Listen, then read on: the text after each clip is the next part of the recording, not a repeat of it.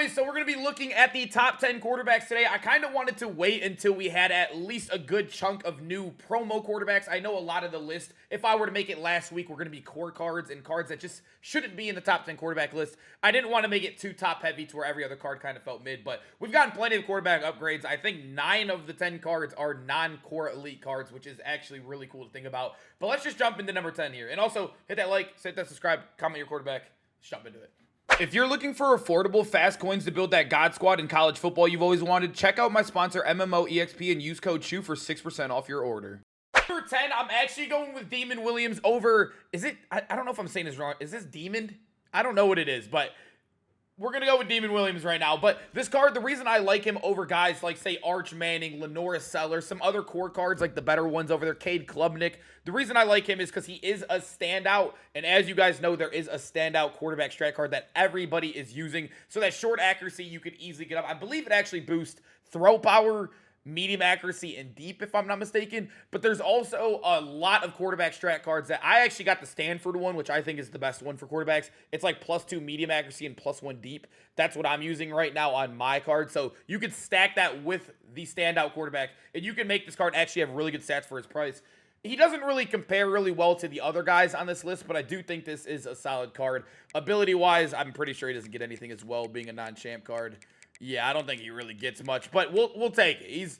Like I said, I had to put somebody here. The number 10 spot was kind of weak regardless. And real quick, boys, if you want to know the best place to start winning more games where you can learn full offensive and defensive schemes that actually work, you should check out civil.gg and use my code CHEW for 30% off. You'll be joining over 2,000 active members who are winning more games, and over 98% of people who joined said they've won more games since joining. So if you want to start winning more games, make sure you click that link in the top of the description and use code CHEW for 30% off. And now, let's get back to the video. Number 10, this is technically the only non-promo card, I guess you could say, on this entire list. Realistically, the only L with this card is that he is on the slower end. Drew Allar, if you guys do not know, has the best release in the game. Everybody was using this card at the beginning. He was definitely the best core elite quarterback. When it comes to release, though, you got to remember, we are playing a mid-blitz heavy game. How often do you think about it? How often do you play against mid-blitz? Exactly. You want to have a quarterback and throw the ball out fast. He also does have pretty good throw power for his overall at 84 right there. His accuracies aren't the best, but like I mentioned, you could definitely boost those up with some strat cards. I think Drew is definitely a very solid option. Obviously, we're going to be getting into way more elite quarterbacks down the line, but for a number 9 spot in a core elite, he's actually really good. Number 8, I think it's definitely very interchangeable if you want to switch out Raiola and also, what's his name right there? Drew Allar. The only problem is like, I really do think 78 speed basically makes you a snail in the pocket. It seems like everyone's defensive linemen are way faster than 78 speed. And if you're getting screamed out, sometimes you got to make a play happen. And Drew basically is the only card on this list where you can probably not move at all. Unless you're like fully teamed up or whatever. Even like, you know, chem style teamed up. He's basically slows there. 81 Dylan Raiola. He doesn't have as good as a release, but you are seeing better stats. 85 shorts also right there. It's way easier to hit the medium accuracy threshold too with this card. I don't even think you can on the Drew. I just think the upside is a little bit better with Dylan Raiola here. He also does get abilities, which we just showed you our guy Drew does not get. I like Dylan Raiola. He's obviously now on the more mid-end, but he was like the first good quarterback we got in this game, so some good memories there. Number 7, I'm going to be honest with you guys. I know when to admit when I was wrong on a card. Carson Beck, I really, really did like this card. I even had him as the best quarterback over quarterbacks I have above him now on this list. In my best card in every position video a couple weeks ago, like what, a week and a half ago, 2 weeks ago.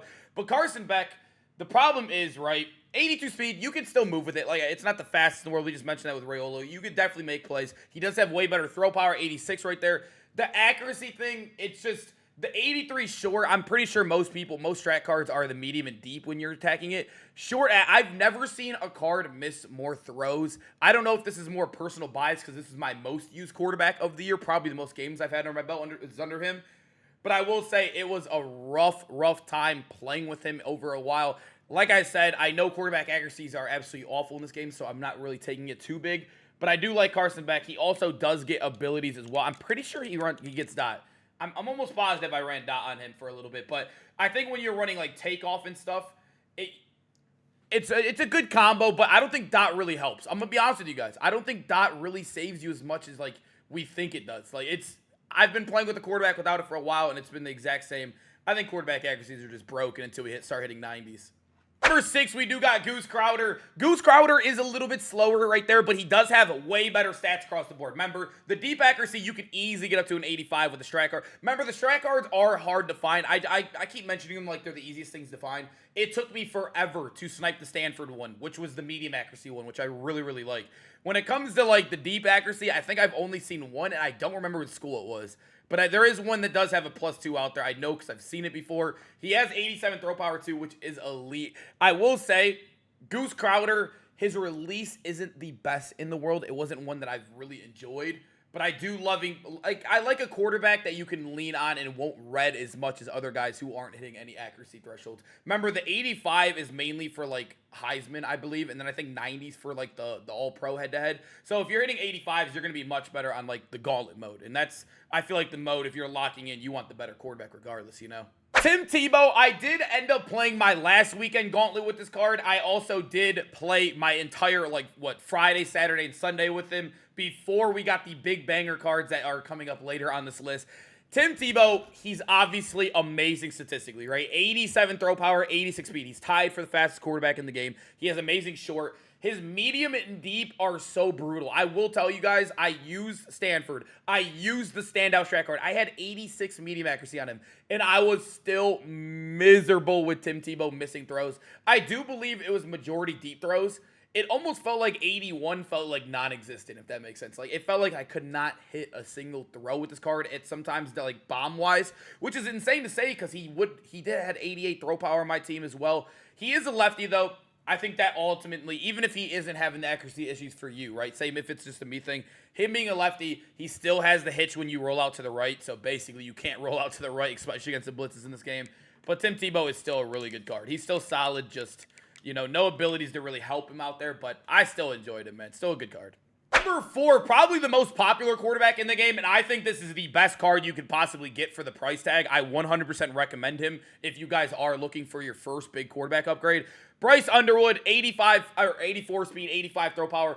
Very, very good. His release is also pretty solid as well. The accuracies, you're only going to be able to hit short, so that's always going to be an L with him. But remember, the strat card is always really, really nice. The strat card on standouts, I think standouts just stand out. That makes no sense. Standouts stand out a little bit better because of that strat card. None of the other promos, even the core guys, you can't really do that unless you're using the team ones, and it's nowhere near as possible or powerful, I guess you could say.